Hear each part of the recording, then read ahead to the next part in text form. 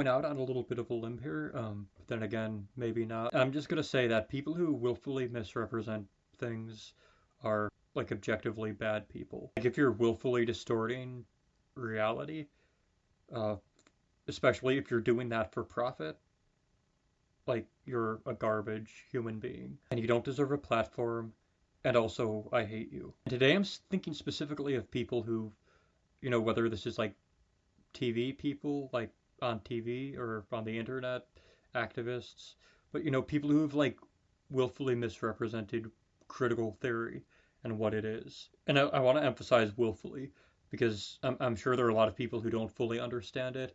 Um, I know I've probably misrepresented things that I don't understand, but that's not what I'm talking about. I'm talking about people who should know better and who like willfully misconstrue things because it makes them money.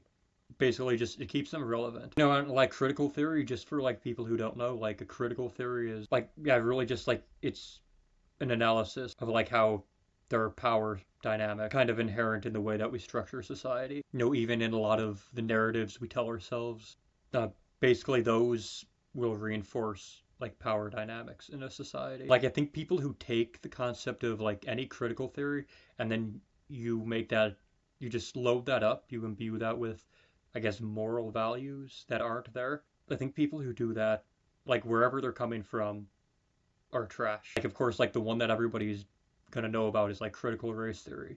Pretty much how that like analyzes like the intersection of like power dynamics and how that intersects with race, especially like in American society. I guess in the whole like American conversation in like education and stuff. Gonna really focus on like why is that like class and socioeconomic status? Why are they so closely tied to a person's like race or ethnicity or cultural background? And like that's what it is. It's just exploring like it's exploring the reasons for these systemic issues. I think anybody who got on like TV and conflated that with like hatred of white people, like saying, oh, critical race theory teaches like that white people suck. If you're conflating two things, like why would you do that? There's like no academic or intellectual like justification for that.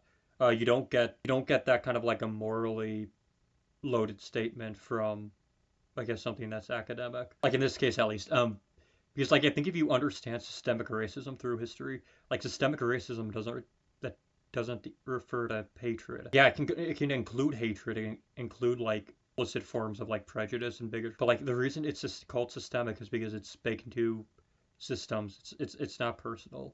I mean, it's not personal. So like turning in this to like some sort of an overly simplistic like moral statement of like, good guys versus bad guys. It's like cartoonishly stupid, but also just like dishonest. Like you've really got to understand like the context for this, like in the United States, is that we've had like most of our history in education has been like Western exceptionalism, or like some form of like bootstrapsism. Like that's not a real term, but just basically this whole idea that anybody can be successful if they just like work hard enough.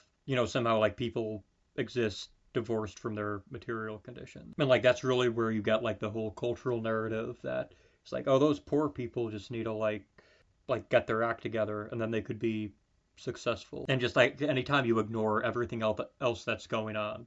Like, why are there large numbers of people who like grow up in poor, dilapidated neighborhoods and can't afford transportation, can't actually drive far enough to get like good groceries, and like they don't have the same access to like good jobs, because of their material conditions? And how can you look at anybody who's in that position and think like, oh, you've got the same opportunities as like somebody from some affluent family?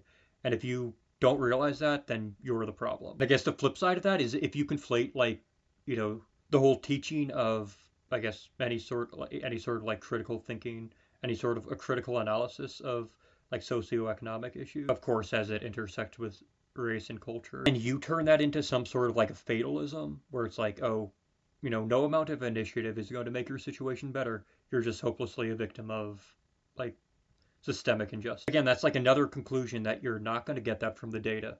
The data is going to show you that, yeah, there is systemic like oppression. There's systemic racism. These things are overwhelmingly supported by data. But like that doesn't that in itself doesn't give you like this, oh, you've just got to accept your fate and be a victim. That isn't helpful, and like the one thing doesn't lead to the other thing. That's a non sequitur. So this whole thing like, oh, teaching people like that they're victims of oppression is gonna make them just, I guess, give up and not take any initiative. Again, that outlook is not like that's not the logical course of action you would take. Because understanding systemic issues, it doesn't rule out like personal agency. Like, and again, I just going back to the idea of like materialism in the sense of like, a person's like their life trajectory, their destiny even is like determined by their material condition. I guess on the other hand, I said like bootstrapsism, which isn't a term.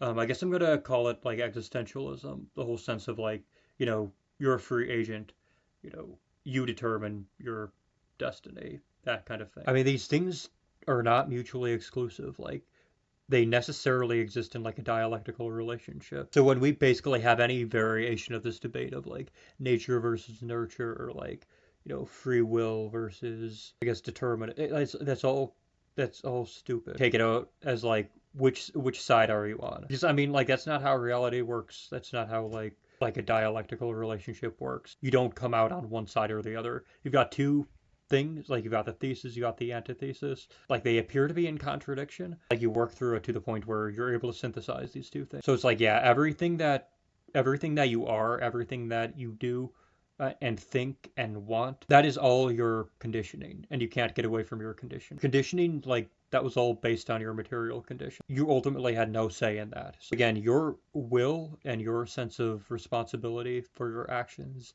and your agency, like, those are all legitimate things that you can act on, and those are going to change the future trajectory of history and and your life, I guess, too. At some level, once you've like discussed that enough and thought about it, you'll realize those two things are like one unified whole. Okay, I guess you and your authentic self and all of that stuff, your will, your agency, your responsibility, that is like integral to the bigger system that you're a part of. Like, the bigger system doesn't make it irrelevant. It just means your sense of like purpose and will and responsibility, they fit into something bigger that are ultimately contingent on this bigger something. And basically, I mean, like, yeah, people are still going to disagree, but they're going to disagree within like the dialectical relationship. Like, oh, how much emphasis should we put on one thing over the other thing? And I guess, yeah, I don't have like a moral issue with people who disagree with me about, the degree to which we should emphasize these different things. But if you're just going to like completely ditch all nuance and say like, oh, it's one thing or the other, and like if you teach historical materialism or like any variation of that, if you teach, critical theory, then it's like you're just teaching like hatred and lack of responsibility. Like, if you're oversimplifying it to that point, like, that's there shows like stupidity, ignorance, or like honestly malice, which I'm guessing a lot of people are oversimplifying it because it creates like an effective headline, like it creates a moral panic. It probably gets you views, and that gets you money. Anybody who's like pushing that sort of oversimplification, and doing so for profit, you can go to hell and burn with your money because you're a stain upon our species, and I don't like you.